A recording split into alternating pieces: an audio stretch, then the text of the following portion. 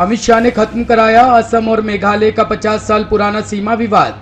असम और मेघालय की सरकारों ने अपने 50 साल पुराने सीमा विवाद को दूर करने के लिए मंगलवार को यहां राष्ट्रीय राजधानी दिल्ली में एक ऐतिहासिक समझौते पर हस्ताक्षर किए।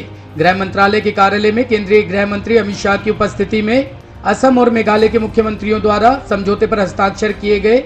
मेघालय और असम के मुख्यमंत्रियों ने पहले चरण में 6 स्थानों ताड़ावारी, गिंजांग, हाकिम, बोकलापाड़ा, खानपाड़ा, पिलंकाटा और रतचेड़ा में सीमा विवाद को हल करने के लिए 29 जनवरी को गुवाहाटी में समझौते ज्ञापन पर हस्ताक्षर किए थे। इसके बाद इसे 31 जनवरी को गृह मंत्रालय को भेजा गया था। श्री हेमंत विश्व शर्मा जी, मेघालय के मुख्यमंत्री श्रीमान संगमा जी, दोनों राज्यों के उपस्थित सभी मंत्रीगण, सांसदगण, भारत सरकार, असम सरकार और मेघालय सरकार के सभी अधिकारीगण, आज का दिन एक विवाद मुक्त नॉर्थ ईस्ट के लिए ऐतिहासिक दिन। नारायणपुर में सीरियल आईईडी ब्लास्ट, डीआरजी के 2 जवान घायल। छत्तीसपुर के नारायणपुर जिले में नक्सलियों ने आईईडी से 2 सीरियल ब्लास्ट किए हैं। ब्लास्ट की चपेट में आने से डीआरजी के 2 जवान घायल हो गए हैं। उनको नारायणपुर जिला अस्पताल लाया गया है। बताया जा रहा है कि दोनों घायल जवानों की स्थिति अभी सामान्य है, फिर भी बेहतर उपचार के लिए रायपुर रेफर किया जाएगा।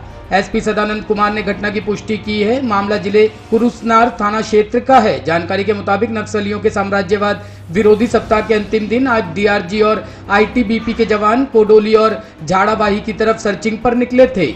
जवानों के आने की सूचना माओवादियों को मिली। इसके बाद माओवादियों ने 2 सीरियल आईईडी प्लांट कर दिए। आज सुबह करीब 9 बजे सर्चिंग के दौरान एक डीआरजी जवान का पैर आईईडी पर पड़ा और जोर का धमाका हुआ। इसी बीच चंद सेकंड में ही दूसरा ईआईडी भी ब्लास्ट हो गया। कच्चे तेल के दाम गिरने के बावजूद दिल्ली में पेट्रोल 100 और मुंबई में 115 के पार। चुनाव के बाद पेट्रोल डीजल के दाम 7वीं बार बढ़े हैं। आज इस बढ़ोतरी के बाद दिल्ली में पेट्रोल और राजस्थान में डीजल 100 के पार चला गया है। पेट्रोल की कीमतों में 80 पैसे प्रति लीटर की बढ़ोतरी के बाद दिल्ली में पेट्रोल की कीमत 100 रुपए प्रति लीटर के पार पहुंच गई है। वहीं डीजल की कीमत में आज 70 पैसे प्रति लीटर की बढ़ोतरी की गई है। मुंबई में पेट्रोल 115 रुपए 4 पैसे तो डीजल 99 रुपए 25 पैसे हो गया है। कोलकाता में पेट्रोल 109 रुपए 68 पैसे तो डीजल 94 रुपए 62 पैसे पर पहुंच गया है। 2 नवंबर 2021 को दिल्ली में पेट्रोल 110 रुपए 4 पैसे प्रति लीटर और डीजल 98 रुपए 42 पैसे पर पहुंचा था। ये कीमतें सर्वकालिक उच्च स्तर पर पहुंच गई थी। ओवैसी ने खांसी की दवाई खाकर बच्चों की मौत का मुद्दा संसद में उठाया। एआईएमआईएम नेता असदुद्दीन खांसी की दवाई खाने से हुई बच्चों की मौत का मुद्दा संसद में पुरजोर तरीके से उठाया। ओवैसी ने शून्यकाल में कुछ सिरप का उल्लेख करते हुए कहा कि इनसे बच्चों की मौत की खबरें आई है। उन्होंने आरोप लगाया कि इस तरह के घटिया सिरप की बिक्री पर सरकार का कोई नियंत्रण नहीं है। ओवैसी ने इसे रोकने के लिए उचित कदम उठाने की मांग की है। श्री असदुद्दीन ओवैसी जी।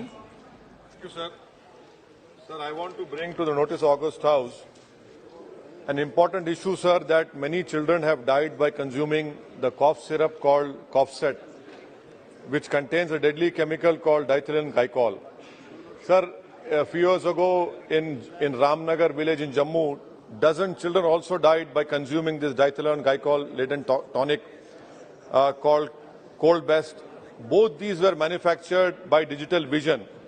Sir, publicly data shows that these medicines fail to qualify quality standards. We have the Drug and Cosmetics Act 1940 which treats such serious offence. What I demand from the government, sir, is that the regulatory response to Digital Vision's offences weren't unique to the company, but were symptoms of larger systemic problem. The Indian state and central drug regulators today balk at prosecuting manufacturers of substandard drugs. The Drug Consultative Committee and advisory body to state regulators have issued a controversial guideline that prosecuting every case of substandard drugs would lead to the harassment of manufacturers. This should be immediately withdrawn and strict implementation of good manufacturing practices as envisaged by the Drug and Cosmetics Act should be implemented. This is a very important issue, sir. Many children are drinking this cough syrup and they are dying, and there is no control by the government on such sale of substandard drugs, sir. Thank you. तुर्की में सफल रही बातचीत, जल्द मिलेंगे Vladimir Putin और Volodymyr Zelensky. 1 महीने से अधिक से यूक्रेन पर रूसी आक्रमण जारी है। अपडेट ये है कि तुर्की में हुए बैठक के बाद यूक्रेनी राष्ट्रपति व्लोदिमीर जेलेंस्की और रूस के राष्ट्रपति व्लादिमीर पुतिन मुलाकात कर सकते हैं। ये जानकारी विदेशी न्यूज एजेंसी ने यूक्रेन पक्ष के अधिकारियों के हवाले से दी है। एक रिपोर्ट बताती है कि उप रूसी रक्षा मंत्री ने कहा है कि यूक्रेन और रूस के राजनयिकों ने संभावित संघर्ष विराम पर चर्चा के रूप में प्रगति के पहले संकेत में कीव और उत्तरी यूक्रेनी शहर चेर्निहाइव के पास रूस तेजी से सैन्य गतिविधि को कम करेगा। रूस ने यह भी कहा कि वह राष्ट्रपति पुतिन और यूक्रेन के राष्ट्रपति जेलेंस्की के बीच संभावित बैठक की समय सीमा में तेजी लाने के लिए तैयार है। ब्यूरो रिपोर्ट, टीम तफ्तीश न्यूज।